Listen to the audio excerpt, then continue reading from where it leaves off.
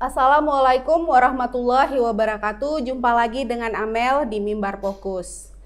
Seperti biasa, untuk Mimbar Fokus kita berbicara terkait apa aja yang menjadi fokus utama koran Mimbar Umum dalam seminggu belakangan. Pada kali ini kita menghadirkan redaktur daerah koran Mimbar Umum, Bang Jepri Zebua. Apa kabar Bang Jepri? Kabar baik Kak Amel. Bang Jepri Zebua ini udah bertahun-tahun nih menjadi redaktur koran Mimbar Umum. Jadi terkait koran Mimbar Umum pastinya udah keren, udah tahu kali nih Bang ya. Ya begitulah Mbak. Ya.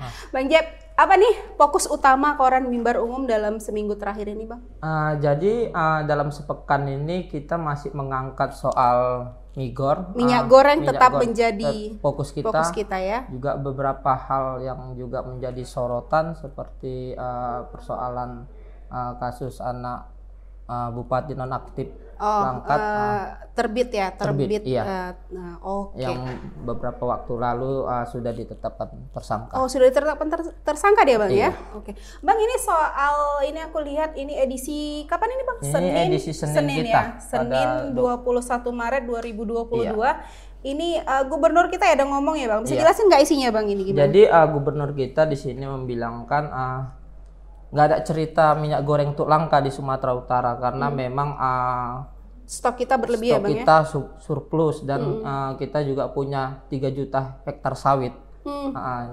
Jadi memang pada kenyataannya seperti itu dan juga kita sempat angkat berita Megor di beberapa waktu lalu dalam sepekan ini. Memang kebutuhan minyak goreng itu ada. Tapi memang harganya yang masih kurang. Stok minyak goreng ada, tapi memang masih harganya yang masih tinggi kurang ya. Terkontrol. Gitu. Kalau terakhir kali kita buat apa itu harga berapa Bang? Sekitar terakhir kali kemarin 15.000 harga 15.000. Itu curah ya Bang ya? Curah 15.500. Akan tetapi kan itu statement dari Pak Gubernur. Bahkan statementnya cukup keras ya kemarin. Pak Gubernur akan menutup paksa bagi pedagang-pedagang yang menjual di atas harga tersebut. Headnya sebenarnya 14 ya Bang ya. Headnya 14 tapi kita tetapkan segitu ya Bang. 15.500 artinya mungkin dari distributor ke pedagang itu di harga 14.000 dan pedagang diwajibkan untuk menjual 15.500. Tidak boleh di atasnya ya Tidak Bang boleh ya? Di atasnya karena nanti akan Pak Gubernur turun langsung untuk menutupnya. Kita lihat gimana nanti tindakan Pak Gubernur ya Bang terkait minyak goreng ini ya Bang ya. Iya. Oke Bang. Terus kemudian fokus utama kita kemana tuh Bang? Kita juga di masalah anak Bupati Langkat ini ya Mbak Amel. Dapat sorotan juga itu Direktur LBH Medan itu cukup keras. Bahkan dia membilang karena ini kan anggap dia anak Bupati Langkat ini kan ditetapkan tersangka oleh Polda Sumut atas dugaan penganiayaan dan pembunuhan. Ini siapa Bang orang LBH yang ngomong Bang? Ini direkturnya kebetulan kemarin koran Mimbar Umum langsung wawancarai khusus Bapak Ismail Lubis SHMH. Ismail Lubisnya, apa dibilangnya itu Bang? Jadi dibilang ini pertama dalam sejarah yang dia tahu setelah dia berkutat dalam dunia hukum hingga dia memimpin LBH Medan, bahwasannya ada oknum yang ditetapkan menjadi tersangka tapi tidak ditahan dalam kasus pembunuhan, dugaan pembunuhan. Pertama dalam sejarah atau gimana? Menurut Bapak itu. Pertama dalam sejarah yang tersangka yang sudah ditetapkan tidak ditangkap gitu? Bukan. Terduga pelaku ditetapkan tersangka namun tidak ditahan. Terduga pelaku kasus pembunuhan ditetapkan tersangka oleh Polda Sumut namun tidak ditahan. Waduh, keren ini berarti ya, Sumatera Utara bisa seperti itu ya Bang ya? Ya, inilah negeri kita saat ini Mbak Amel. Jadi di sini Direktur LBH Medan juga dia meminta untuk Mabes Polri apabila Polda Sumut ke depan tidak mampu menyelesaikan persoalan ini untuk mengambil alih kasusnya. Berarti jangan sampai lah ya sejarah bisa menjadi sejarah pertama ya Bang ya di Sumatera Utara seseorang yang ditetapkan sebagai tersangka tapi tidak ditahan ya Bang ya? Jadi Direktur LBH Medan ini juga memaparkan, dia membilang ini akan menjadi presiden buruk katanya. Bagi Sumut ya Bang ya? Untuk dunia peradilan. Karena ini juga akan menjadi contoh akan kasus-kasus yang akan datang ke depannya. Misal ada kasus pembunuhan juga. Pelakunya sudah ditetapkan tersangka. Dapat kemungkinan tidak ditahan karena sudah ada contoh kasus. Jadi kan ini jadi bahan contoh lah. Bahan contoh bagi kasus-kasus yang akan datang ya kenapa Bang ya? Dia bisa, ini tidak bisa. Jadi dia sangat menyayangkan LBH Medan atas kasus ini. Dia harap juga kepolisian dapat bersikap profesional, tidak memandang bulu dalam penegakan hukum di Sumatera Utara. Jadi kita harap ini beritanya akan tetap hadir ya untuk Koran Mimbar Umum. Lanjutannya ya gimana kasus ini ya Bang ya? Ini tetap menjadi fokus Mimbar dan ke depan juga kita akan terus mengikuti perkembangan kasusnya. Apakah ke depan apakah ada perubahan status dari tahanan luar tahanan kota menjadi ditahan. Ini kan karena statement dari Polda Sumut kalau tidak salah kemarin katanya masih kooperatif. Itu tanggal berapa kemarin Bang? Untuk hari Selasa ya Bang Selasa di tanggal 29 Maret 29 Maret. Oke. Selain daripada dua berita itu kita sajikan apa lagi sebagai fokus kita minggu ini? Di samping itu juga ini ada Ketua DPRD Sumut ini dia menekankan ini menjelang Ramadan jangan susahkan rakyat. Ketua DPRD Sumut Baskami Ginting meminta agar gubernur memenuhi janjinya agar masyarakat itu jangan disusahkan jelang Ramadan ini ya Bang. Jadi janjinya ini melalui Dinas Perindak. Jadi dia meminta kembali untuk dilakukan arahan kepada Disperindak untuk melakukan sidak-sidak ke pasar-pasar. Agar Disperindak bekerja lebih ekstra gitu jelang Ramadan dan di masa Ramadan ini ya Bang nanti ya Bang ya. Agar rakyat tidak disusahkan atas peristiwa yang saat ini terjadi. Iya, lantaran kelangkaan kebutuhan pokok ini ya. Karena di Ramadan ini, khususnya hari ini ya di Ramadan ini kayaknya masyarakat pasti lebih bingung ya dengan harga minyak goreng yang mahal, daging yang mahal gitu ya Bang ya, dengan ayam goreng juga ya.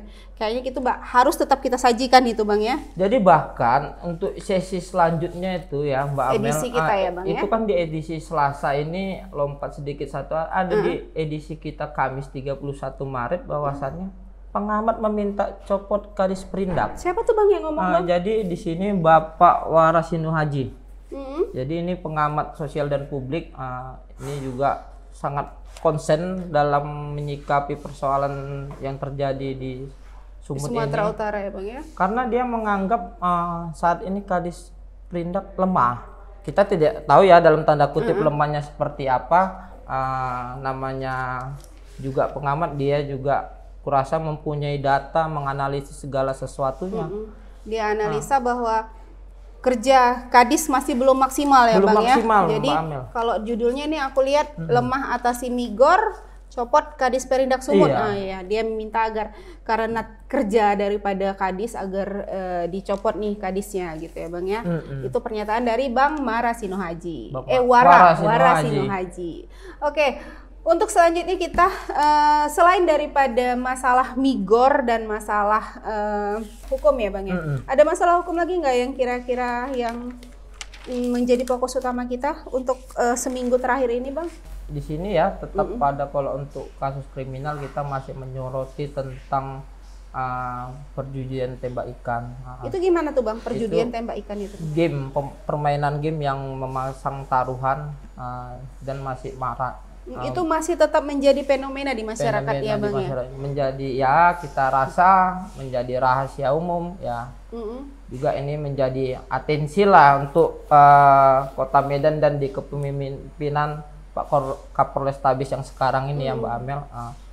Di sini pada edisi kita yang di tanggal Selasa 29 Maret di sini polisi diminta tangkap pemilik perjudian Simpang Selayang Medan.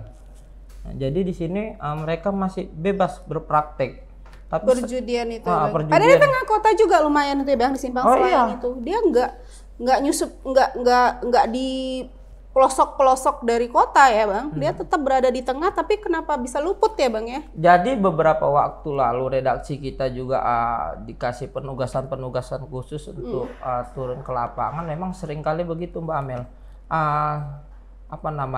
Seringkali terjadi setelah dilakukan polisi turun ke lapangan, lokasi itu tutup, seperti ada yang sudah ada yang memberitahu menginformasikan. Jadi seringkali terendus, kayak memang punyalah mungkin kedekatan bagaimana yang kita tidak mengetahui ya.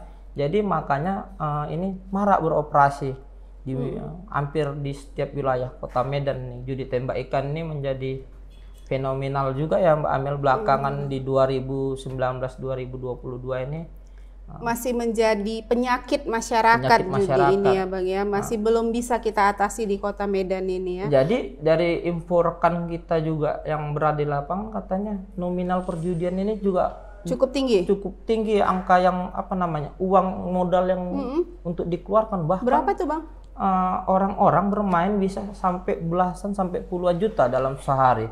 Jadi ini ada tingkat-tingkat permainannya juga kalau di kelas-kelas menengah untuk para orang yang memang pejudi besar ini bahkan bisa belasan puluhan juta habis dalam sehari itu Mbak Amel. Penyakit ini yang harus kita hilangkan ya Bang ya di Sumatera Utara. Mungkin kita juga harapkan penegak hukum untuk bertindak ya, apalagi ini jelang bulan Ramadan, kita mau menciptakan kondisi bulan Ramadan ini yang penuh berkah dan hikmah ya, dan juga penuh keheningan ya, biar kita juga menjalani ibadah puasa dengan baik ya Bang baik dan damai. Mungkin itu. Jadi untuk Ramadan ini Koran Mimbar Umum ada nggak kira-kira menyajikan berita-berita topik-topik Ramadan gitu, itu memang selalu kita sajikan atau gimana ini? Itu pastinya iya. Biasanya ya kalau Koran Mimbar Umum juga tidak hanya di bulan Ramadan, tapi eksistensinya kalau untuk berita-berita Ramadan atau berita-berita dakwah itu akan lebih meningkat di bulan Ramadan, karena juga di setiap Jumatnya kita menyediakan khusus satu halaman untuk rubrik dakwah kita. Dakwahnya. Jadi ya, itu secara berkesinambungan terus, tentunya dengan narasumber yang kompeten ya di bidangnya. Jadi jangan lupa itu baca Koran Mimbar Umum, jangan sampai ketinggalan. Oke, Bang.